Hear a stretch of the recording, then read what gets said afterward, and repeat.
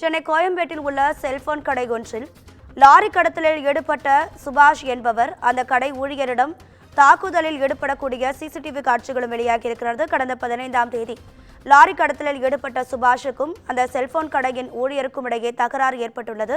இது தொடர்பான சிசிடிவி காட்சிகளும் தற்போது வெளியாகியுள்ளது. சுபாஷுக்கு மனநலம் பாதிக்கப்பட்டவர் எனவும் போலீசார் தரப்பில் தெரிவிக்கப்பட்டுள்ளது. இது தொடர்பான கூடுதல் தகவல்களை நமது செய்தியாளர் சுப்பிரமணியன் வழங்கிட கேட்கலாம். சுப்பிரமணியன் வணக்கம், உங்க விரிவான தகவல்களை சொல்லுங்க.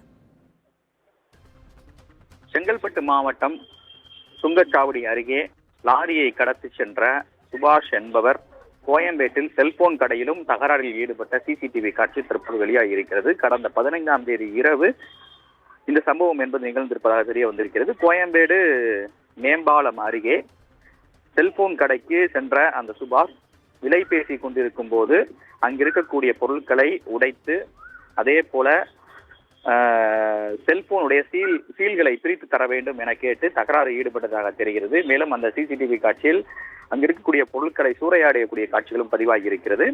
இந்த சிசிடிவி காட்சி தற்போது வெளியாகி அதிர்ச்சியை ஏற்படுத்தி இருக்கிறது. உங்க தகவல்களுக்கு நன்றி சுப்பிரமணியன்.